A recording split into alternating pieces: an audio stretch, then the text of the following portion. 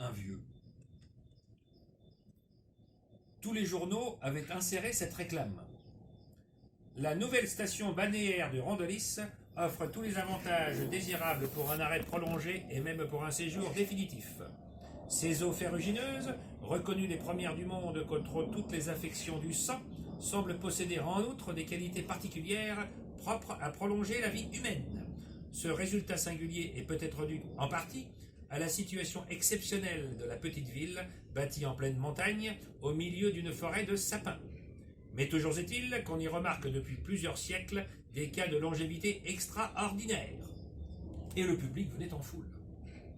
Un matin, le médecin des eaux fut appelé auprès d'un nouveau voyageur, M. Daron, arrivé depuis quelques jours, et qui avait loué une villa charmante sur la lisière de la forêt. C'était un petit vieillard de 86 ans, encore vert, sec, bien portant, actif, et qui prenait une peine infinie à dissimuler son âge. Il fit asseoir le médecin et l'interrogea tout de suite. « Docteur, si je me porte bien, c'est grâce à l'hygiène. Sans être très vieux, je suis déjà d'un certain âge, mais j'évite toutes les maladies, toutes les indispositions, tous les plus légers malaises, par l'hygiène. On affirme que le climat de ce pays est très favorable à la santé. Je suis tout prêt à le croire, mais avant de me fixer ici, j'en veux les preuves. Je vous prierai donc de venir chez moi une fois par semaine pour me donner bien exactement les renseignements suivants. Je désire d'abord avoir une liste complète, très complète, de tous les habitants de la ville et des environs qui ont passé 80 ans. Il me faut aussi quelques détails physiques et physiologiques sur eux. Je veux connaître leur profession, leur genre de vie, leurs habitudes. Toutes les fois qu'une de ces personnes mourra, vous voudrez bien me prévenir et m'indiquer la cause précise de sa mort ainsi que les circonstances. Et puis, il ajouta gracieusement « J'espère, docteur, que nous deviendrons bons amis. » Et il tendit sa petite main ridée que le médecin serra en promettant son concours dévoué. M. Daron avait toujours craint la mort d'une étrange façon. Il s'était privé de presque tous les plaisirs parce qu'ils sont dangereux. Et quand on s'étonnait qu'il ne bût pas de vin, de ce vin qui donne le rêve et la gaieté, il répondait d'un ton où perçait le cœur « Je tiens à ma vie !» Et il prononçait « ma » comme si cette vie, sa vie, avait eu une valeur ignorée. Il mettait dans ce « ma » une telle différence entre sa vie et la vie des autres qu'on ne trouvait rien à y répondre. Il possédait, du reste, une façon toute particulière d'accentuer les pronoms possessifs qui désignaient toutes les parties de sa personne, ou même les choses qui lui appartenaient. Quand il disait « mes yeux », « mes jambes »,« mes bras »,« mes mains », on sentait bien qu'il ne fallait pas s'y tromper, que ces organes-là n'étaient point ceux de tout le monde. Mais où apparaissait surtout cette distinction, c'est quand il parlait de son médecin. « Mon docteur !»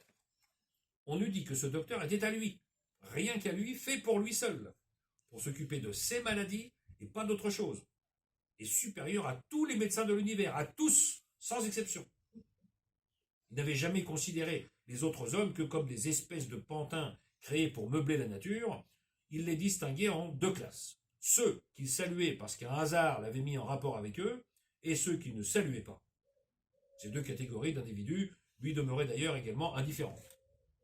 Mais, à partir du jour où le médecin de Rondelis lui eut apporté la liste des 17 habitants de la ville ayant passé 80 ans, il sentit s'éveiller dans son cœur un intérêt nouveau, une sollicitude inconnue pour ces vieillards qu'il allait voir tomber l'un après l'autre. Il ne les voulut pas connaître, mais il se fit une idée très nette de leur personne. Et il ne parlait que d'eux avec le médecin qui dînait chez lui chaque jeudi. Il demandait « Eh bien, docteur, comment va Joseph Poinceau aujourd'hui? Nous l'avons laissé un peu souffrant la semaine dernière. » Et quand le médecin avait fait le bulletin de la santé du malade, M. Daron proposait des modifications au régime, des essais, des modes de traitement qu'il pourrait ensuite appliquer sur lui, s'ils avaient réussi sur les autres. Ils étaient, ces 17 vieillards, un champ d'expérience d'où ils tiraient des enseignements. Un soir, le docteur, en entrant, annonça « Rosalie Tournelle est morte ». M. Daron tressaillit et tout de suite il demanda « Mais de quoi ?» ?»« D'une angine. » Le petit vieux eut un « Ah !» de soulagement. Il reprit « Elle était trop grasse, trop forte. Elle devait manger trop, cette femme-là. Quand j'aurai son âge, je m'observerai davantage. Il était de 2 ans plus vieux, mais il n'avouait que 70 ans. Quelques mois après, ce fut le tour de Henri Brissot. M. Daron fut très ému. C'était un homme, cette fois, un maigre, juste de son âge à 3 mois près, et imprudent. Il n'osait plus interroger, attendant que le médecin parlât, et il demeurait inquiet. Ah, il est mort comme ça, d'un coup? Il se portait très bien la semaine dernière. Il aura fait quelque imprudence, n'est-ce pas, docteur? Le médecin qui s'amusait répondit, mais non, je ne crois pas. Ses enfants m'ont dit qu'il avait été très sage. Alors, n'y tenant plus, pris d'angoisse, M. Daron demanda, mais de quoi est-il mort, alors? D'une pleurésie. Oh, ce fut une joie, une vraie joie. Le petit vieux tapa l'une contre l'autre ses mains sèches. Ah, parbleu, je vous disais bien qu'il avait fait quelque imprudence. On n'attrape pas une pleurésie sans raison. Il aura voulu prendre l'air après son dîner, et le froid lui sera tombé sur la poitrine. Une pleurésie. C'est un accident, ça, c'est même pas une maladie. Il n'y a que des fous qui meurent d'une pleurésie. Et il dîna gaiement en parlant de ceux qui restaient. Et ils ne sont plus que 15 maintenant. Mais ils sont forts, ceux-là, n'est-ce pas? Ah, toute la vie est ainsi. Les plus faibles tombent les premiers. Les gens qui passent 30 ans ont bien des chances pour aller à 60. Ceux qui passent 60 arrivent souvent à 80. Et ceux qui passent 80 atteignent presque toujours la centaine. Parce que ce sont les plus robustes, les plus sages, les mieux trempés. 2 autres encore disparurent dans l'année. L'une d'une dysenterie et l'autre d'un étouffement. M. Daron s'amusa beaucoup de la mort du premier. Et il conclut qu'il avait assurément mangé la veille des choses excitantes. Ah, la dysenterie et le mal des imprudents. Que diable, vous auriez dû, docteur, veiller sur son hygiène. Quant à celui qu'un étouffement avait emporté, cela ne pouvait provenir que d'une maladie de cœur mal observée jusque-là. Mais un soir, le médecin annonça le trépas de Paul Timonet. Une sorte de momie dont on espérait bien faire un centenaire réclame pour la station. Quand M. Daron demanda, selon sa coutume, « Mais de quoi est-il mort ?» Le médecin répondit, « Mais ma foi, je n'en sais rien. » « Mais comment vous ne savez rien? On sait toujours. N'avait-il pas quelques lésions organiques ?» Le docteur hocha la tête. « Ah, mais non, aucune. » « Mais peut-être quelque infection du foie ou des reins? » « Non, non, pas. Tout cela était sain. » « Mais avez-vous bien observé si l'estomac fonctionnait régulièrement? Une attaque provient souvent d'une mauvaise digestion. » Non, il n'y a pas eu d'attaque.